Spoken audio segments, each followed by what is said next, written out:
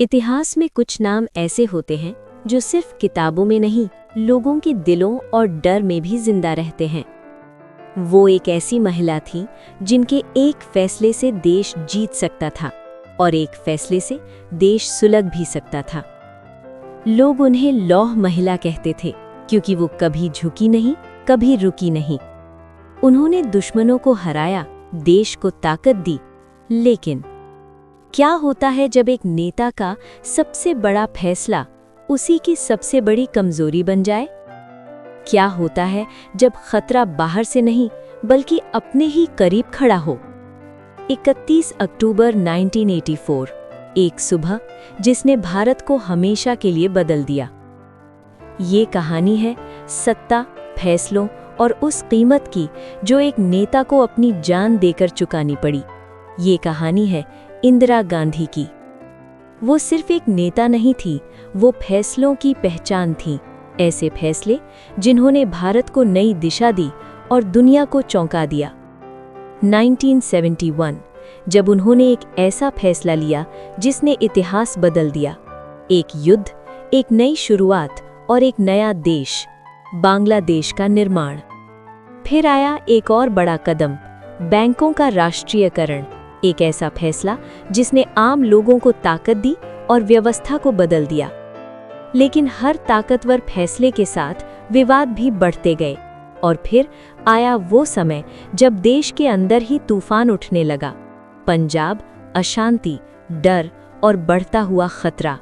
और तब उन्होंने लिया अपने जीवन का सबसे कठिन और सबसे विवादित फैसला। एक ऐसा फैसला जिसने उन्हें इतिहास में अमर कर दिया। लेकिन उसी फैसले ने उनकी किस्मत भी लिख दी। पंजाब, 1980s का दशक, एक ऐसा समय जब डर, गुस्सा और अनिश्चितता धीरे धीरे पूरे राज्य को अपनी चपेट में ले रहे थे। हालात अब सिर्फ राजनीतिक नहीं रहे थे, ये बन चुका था एक गंभीर राष्ट्रीय संकट। सरकार के सामने एक कठिन सवाल था, क्या इंतजार किया जाए या फिर एक बड़ा और सख्त कदम उठाया जाए? और फिर जून 1984, वो फैसला लिया गया जिसने पूरे देश को हिला दिया। Operation blue star. भारतीय सेना को भेजा गया अमृतसर के पवित्र स्थल।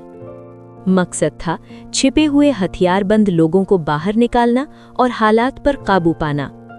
लेकिन ये सिर्फ एक सैन्य कार्रवाई नहीं थी, ये एक ऐसी जगह पर हुई थी जिसे लाखों लोग अपने दिल से जोड़ते हैं। गोल्डन टेम्पल, एक पवित्र स्थल, एक आस्था का केंद्र।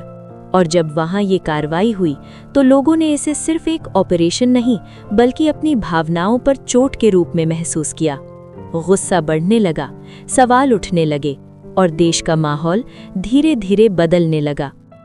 क्या ये सिर्फ एक फैसला था या फिर एक ऐसा तूफान जो धीरे धीरे बन रहा था? ऑपरेशन ब्लू स्टार ने गुस्से की एक चिंगारी जलाई, लेकिन उस चिंगारी को आग बनाने का फैसला कुछ लोगों ने खुद लिया। और फिर 31 अक्टूबर 1984, इतिहास ने वो दिन देखा जब एक नेता अपने ही सुरक्षा घेरे में असुरक्षित हो गई। 31 अक्टूबर 1984, दिल्ली, एक सामान्य सी सुबह। आसमान हल्का धुंधला, पेड़ों की पत्तियां हवा में धीरे धीरे हिल रही थीं। सब कुछ शांत था, जैसे किसी बड़े तूफान से पहले का सन्नाटा। उस सुबह इंदिरा गांधी अपने निवास 1 सफदरजंग रोड पर थीं। वो अपने दिन की शुरुआत कर चुकी थीं। आज का दिन भी बाकी दिनों की तरह व्यस्त था। उन्हें एक विदेशी टीवी इंटरव्यू देना था। उन्होंने अपनी पारंपरिक साड़ी पहनी और पूरी तरह तैयार होकर बाहर निकलने लगी। शायद उन्हें अंदाज़ा भी नहीं था कि ये सुबह उनकी जिंदगी की आखिरी सुबह बनने वाली थी। सुबह करीब 9:20 वो अपने घर से बाहर निकली। उनके सामने एक छोटा सा रास्ता था जो उनके ऑफिस से इंटरव्यू स्थल तक जाता था। हर कदम बिल्कुल सामान्य, हर पल जैसे रोज की तरह। रास्ते में उनके सुरक्षाकर्मी तैनात थे, वो लोग जो उनकी सुरक्षा के लिए हर वक्त मौजूद रहते थे, जिन पर उन्हें पूरा भरोसा था। लेकिन कभी कभी खतरा वहीं छिपा होता है जहां हमें सबसे ज्यादा भरोसा होता है। जैसे ही वो उस गेट के पास पहुंची जहां उनके 2 सुरक्षाकर्मी खड़े थे, और फिर एक पल जिसने इतिहास बदल दिया। कुछ ही सेकंड में सब कुछ खत्म हो गया। वो जमीन पर गिर पड़ी, चारों तरफ अफरा तफरी मच गई। उन्हें तुरंत अस्पताल ले जाया गया। डॉक्टरों की टीम लगातार कोशिश कर रही थी, हर संभव प्रयास, हर एक उम्मीद।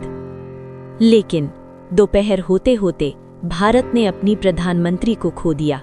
एक ऐसी नेता जिसने देश को मुश्किल समय में संभाला, जिसने बड़े फैसले लिए और हर बार मजबूत बनकर खड़ी रही।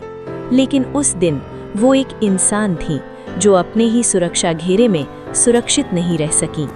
31 अक्टूबर 1984, एक तारीख जो सिर्फ इतिहास का हिस्सा नहीं बल्कि एक ऐसा जख्म है जिसे भारत आज भी महसूस करता है। हमलावर थे बेअंत सिंह और सतवंत सिंह।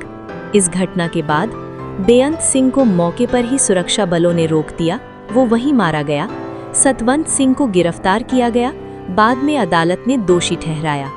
31 अक्टूबर 1984, जैसे ही ये खबर फैली कि इंदिरा गांधी अब नहीं रहीं, पूरा देश सन्न रह गया।